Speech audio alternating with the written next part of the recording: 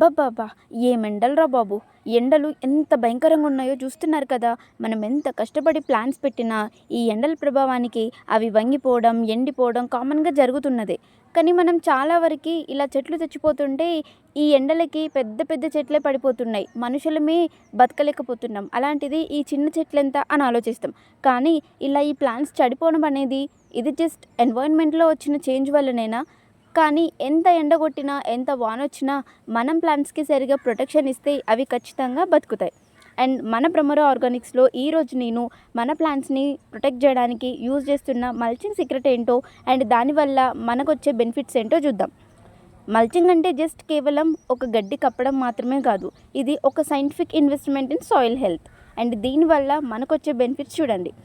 ఎండాకాలంలో మట్టి నుంచి నీరు తొందరగా ఆవిరైపోతుంది, అంటే ఎవాపరేషన్. ఇలా మల్చ్ వేయడం వల్ల ఈ ఎవాపరేషన్ అనేది 70% వరకు తగ్గుతుంది. And soil temper regulation. డైరెక్ట్గా ఎండ తగిలితే మట్టి గట్టిగా అయిపోయి వేర్లు షాక్కి గురవుతాయి. అలా ఈ మల్చింగ్ వల్ల హీట్ని బ్లాక్ చేసి మట్టిని చల్లగా ఉంచుతుంది. And nutrient enrichment.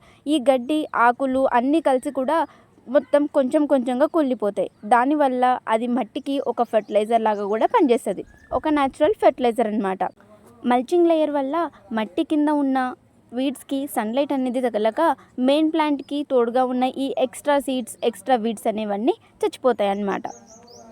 గడ్డి కప్పితే సరిపోతుంది కదా, ప్లాంట్స్ మంచిగా పెరుగుతాయి అని ఇష్టం వచ్చినట్టు మనం వేయకూడదు.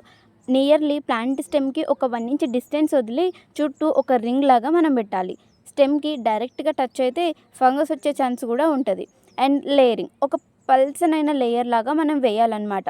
మరి ఎక్కువగా థిక్ కూడా వేయొద్దు, ఎందుకంటే నీరు వెళ్ళాలి కదా లోపలికి, అందుకని. సోయింగ్ చేసి ఆల్మోస్ట్ నేను 5 డేస్ అయితే అవుతుంది. ఈ 5 డేస్ మార్నింగ్ అండ్ ఈవినింగ్ ఈ గడ్డిని తీయకోకుండా అలానే పైనుంచి వాటర్ స్ప్రే చేస్తున్నా. అసలు వాటర్ లోపలికి వెళ్తుందా లేదా, జర్మినేషన్ వస్తుందా లేదా అని నార్మల్గా ఒకసారి చెక్ చేశాను అనమాట. నిజంగా ఈ గడ్డి నిన్ను కప్పి చాలా మంచి పని చేసినానైతే నాకు అనిపించింది. ఎందుకంటే లోపల మట్టి అలానే మంచిగా ఎక్కువ తడిగా కాకుండా అసలు డ్రై అయిపోకుండా మీడియం లెవెల్లో అయితే ఉంది. అండ్ ఆల్మోస్ట్ జర్మినేషన్ కూడా స్టార్ట్ అయిపోయింది. అండ్ అసలు నెక్స్ట్ వీడియోలో మన సీడ్స్ ఎలా జర్మినేట్ అయ్యాయి, ఎంత పర్సంటేజ్ వచ్చింది అనేది కూడా చూద్దాం. అగ్రికల్చర్ అంటే కేవలం కష్టపడడం మాత్రమే కాదు, స్మార్ట్గా ప్లాన్ చేయడం కూడా. ఈ ఎండలకి చెట్లు చనిపోవడం అనేది కామనే, కానీ ఈ మల్చింగ్ లేయర్ వల్ల, ఈ మల్చింగ్ టెక్నిక్ వల్ల మన ప్లాంట్స్ మనం కాపాడుకోవచ్చు. అండ్ దీనివల్ల ఎంత మార్పు వస్తుందో మీరే చూడండి. అండ్ ఇంకేమైనా డౌట్స్ ఉంటే కామెంట్ బాక్స్లో పోస్ట్ చేయండి. అలాగే మన ప్రమోరో ఆర్గానిక్స్ జర్నీని సపోర్ట్ చేయండి, మన పేజ్ని ఫాలో అవ్వండి అండ్ మన ఛానల్ని సబ్స్క్రైబ్ చేయండి.